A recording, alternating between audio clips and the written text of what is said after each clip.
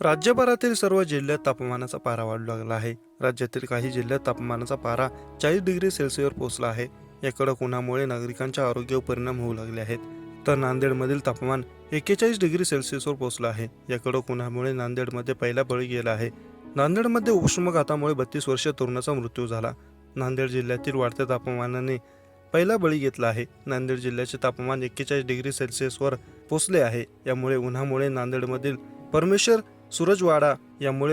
नांदेडमधील परमेश्वर सूरजवाड या तरुणाचा मृत्यू झाला. नांदेडच्या हिमायतनगर शहरात परमेश्वर सूरजवाड हा राहत होता. परमेश्वर कामासाठी दिवसभर घराबाहेर पडला होता. त्यानंतर उन्हातून काम करून सायंकाळी घरी आला. घरी आल्यावर परमेश्वरची तब्येत अचानक खालावली. त्यानंतर रुग्णालयात नेत असतानाच त्याचा मृत्यू झाला.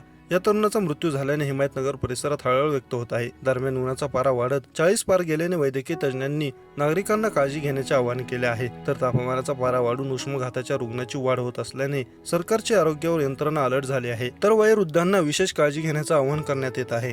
उष्माघात झाल्यास तत्काळ जवळच्या रुग्णालयात जाऊन उपचार घेण्याचे आवाहन करण्यात येत आहे.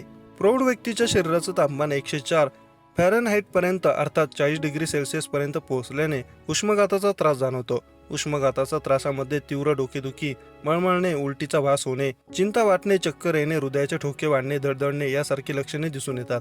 उष्माघातात लहान मुलांकडून आहार घेण्यास नकार दिला जातो. तसेच त्यांची चिडचिड होते.